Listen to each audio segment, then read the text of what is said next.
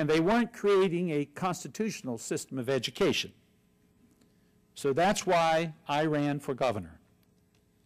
Now, of course, no plan is perfect, but that doesn't mean that some of the common criticisms of my education plan hold water.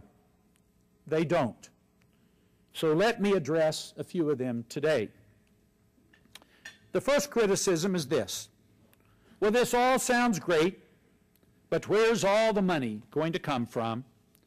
And if the state isn't providing more money, isn't this just one more burden on our schools? So here's my answer. First of all, the state will be a financial partner for every single reform the plan proposes. Any suggestion otherwise is simply not true. In fact, after our plan is fully phased in, the state's share of education spending will rise to more than 60% of the total cost of education in Ohio. Second, once all the reforms are in place at the end of 10 years, they will cost an additional $2.5 to $3 billion each year. Now, certainly that's a lot of money. But even below average revenue growth over that time period is more than enough to cover that additional investment. In addition, one of the advantages of allowing VLTs at our racetracks is that we believe they will conservatively generate almost $1 billion per biennium. That's additional resources over and above normal revenue growth that can pay for a significant part of our education plan. So there you have it. You asked how it's going to be paid for, and I've just identified two credible sources. But others wonder, why is the plan implemented over 10 years? If it's so great, why not implement all the reforms right now? Well, for one thing, because of the far-reaching revolutionary changes called for in our plan. It simply could not be implemented in 1 or 2 years. If we attempted to give teachers and districts only a year or two to implement these reforms, they would rightly revolt. Already, some districts have expressed anxiety. They've expressed anxiety about implementing all-day kindergarten in the year 2011. Now, I have no doubt that they can do it, and the state will help every district be successful. But I remind you today something that you probably already know. Change always creates some level of anxiety. Also, I believe it would be irresponsible to dump billions and billions of dollars into additional investments on schools before they are ready to responsibly use them. I am determined that we make sure that every taxpayer dollar invested in education gets value from that investment. And that's why we are gradually increasing funding as reforms are being implemented. Now, finally, others support the aims of my plan, but they are concerned that it just won't be implemented. The only way to implement is budget by budget. You know that. It must be done with the support of future legislatures and future governors. One governor cannot bind a future governor, neither can one legislative body bind the decision-making of a future legislative body. But you know, this is true of any major reform legislation. In Governor Taft's final term, he passed a tax reform measure that relied on future governors and future legislatures seeing it through. It reduced income taxes, phased out the corporate income tax, and the tangible personal property tax. It had only been partially implemented when I became governor.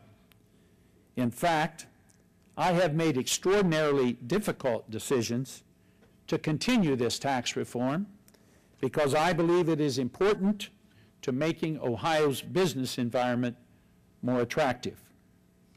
So it's my job, I believe, to lay out an education strategy that will take us into the future. I believe my plan does that. The legislature has approved it, and I'll see that it is implemented as long as I remain governor. Now, we don't know what the future will hold, but we do know that the future rests upon the shoulders of our young people. So we owe it to them and to coming generations to give them the tools and the skills they will need to invent the future.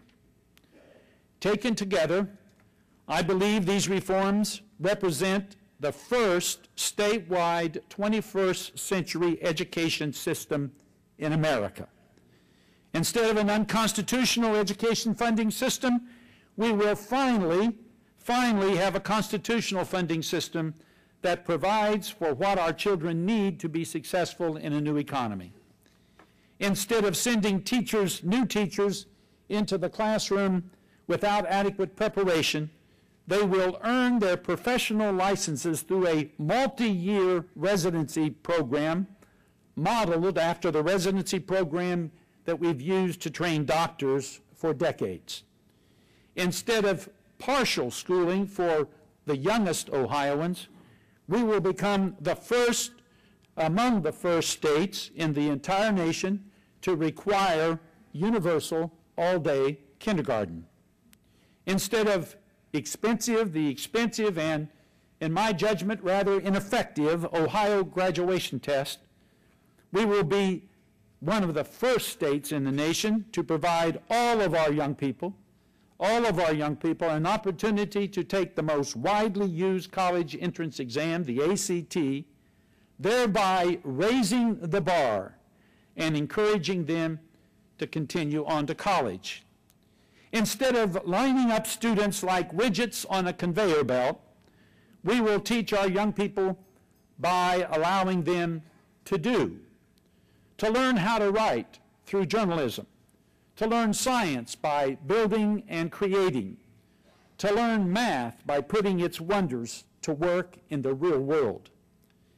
Instead of learning only the curriculum of the 18th century, we will teach our young people the skills needed to start a business, to write software, and deliver the future that only they can imagine. Now, to move forward, we must accept that we are in a time like no other. We must strive to understand the problems that face us and to prioritize our resources in the most meaningful way possible. We must work together to find common solutions.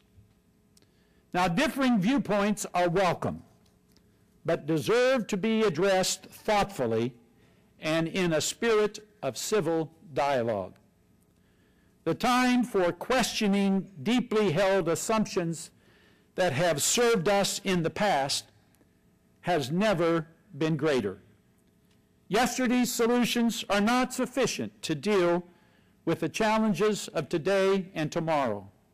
If they were, my friends, we would not be having this particular conversation this afternoon.